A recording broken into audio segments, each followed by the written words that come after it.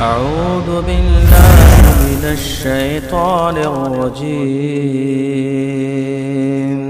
بسم الله ہستی ہے جو حشر میں آپ کے لیے اللہ کے سامنے سجدہ ریز ہوگی، آپ کی سفارش کرے گی، اور اس کا نام محمد الرسول اللہ، اور اس نے اتنا پیارا فارمولہ دیا ہے، اتنا پیارا اعلان کیا ہے کہ جو میرا پڑوس لینا چاہے وہ ایک چھوٹا سا کام کر لے، میرا پڑوس اسے مل جائے گا۔ اور وہ کام کیا ہے، من احب سنتی فقد احبنی ومن احبنی کان معی فی الجنہ، جو میری سنت سے محبت کرے گا وہ محمد سے محبت کرے گا صلی اللہ علیہ وسلم، اور جو مجھ سے محبت کرے گا اللہ اس کو جنت میں میرا ساتھی بنا دے گا۔ کسی اور بابا جی کا نام آیا، شاہ جی کا نام آیا، کسی پیر جی کا نام آیا، کسی سلسلے والے حضرت کا نام آیا، ایک ہی ہستی کا نام ہے۔ اور قیامت کے دن یاد رکھیے، حشر کے میدان میں کوئی پیر، بابا، فقیر، شیخ، مرشد، حضرت نہیں ہوں گے، کسی کا کوئی جھنڈا نہیں ہوگا، کوئی کالا جھنڈا، کوئی سبز جھنڈا، کوئی پیلی جھنڈی، کوئی مالٹئی رنگ اور کتھئی رنگ، رنگوں کی برسات ہے ان دھوبیوں کے پاس۔ قیامت کے دن کسی رنگ کا کوئی جھنڈا نہیں ہوگا، ہاں وہ ایک ہی جھنڈا ہوگا، اللہ کی حمد کا جھنڈا، اور وہ کس کے ہاتھ میں ہوگا؟ محمد الرسول اللہ کے ہاتھ صلی اللہ علیہ وسلم۔ آپ امام ہیں، آپ خطیب ہیں، آپ سفارش کرنے والے ہیں، آپ اللہ کے حمد کے جھنڈے کو تھامنے والے ہیں۔ انبیاء موجود ہیں، آدم علیہ السلام سے لے کے عیسیٰ علیہ السلام تک انسانیت چکر لگا رہی ہے، اور سب آگے بھیج رہے ہیں، آگے چلو، آگے چلو۔ آپ کے پاس آئیں گے، آپ کہیں گے ہاں میں واقعی وہ ہوں، اللہ نے یہ شرف دیا ہے مجھے، میں تمہاری شفاعت کروں گا، میں تمہارے لیے سفارشی بنوں گا۔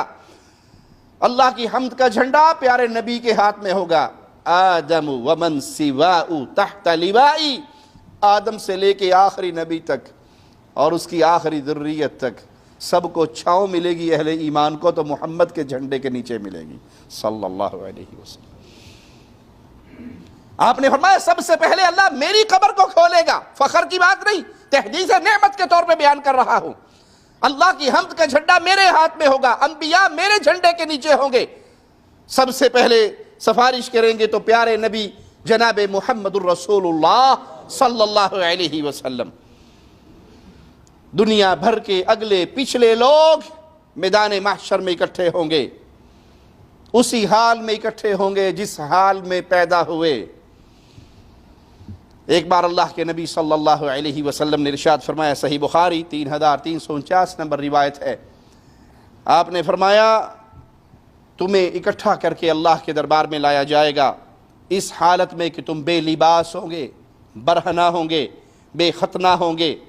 پھر آپ صلی اللہ علیہ وسلم نے قرآن حکیم کی اس آیت کی تلاوت فرمائی، کما بدأنا اول خلق نعیدہ، جیسے ہم نے ان کو سب سے پہلے پیدا کیا تھا ہم دوبارہ ان کی خلق کو، ان کی پیدائش کو دوبارہ لوٹائیں گے، ان کی تخلیق کو دوبارہ لوٹائیں گے۔ وعدن علینا، یہ مالک کا وعدہ ہے۔ رب سے سچی بات کرنے والا کون ہو سکتا ہے؟ کسی کو یقین نہ ہو تو قرآن حکیم کی یہ ایک آیت اس کو یقین کی دنیا میں لا سکتی ہے کہ جیسے اللہ نے آپ کو پیدا کیا، آپ مر کے مٹی میں ملو گے، اللہ پھر آپ کو پیدا کرے گا۔ وعدن علینا انا کنا فاعلین، ہم یہ کر کے دکھائیں گے، ہمارا وعدہ ہے۔ پیارے بھائی، جب مرنا ہے، جب یہ جہاں چھوڑنا ہے، جب آخرت میں اٹھنا ہے، جب رب کے سامنے پیش ہونا ہے، کیوں نہ اپنی زندگیوں کو بدل کے اس زندگی کی تیاری کو اپنی زندگی کا مقصد بنا لے۔ كنتم خير أمة أخرجت للناس تأمرون بالمعروف وتنهون عن المنكر وتؤمنون بالله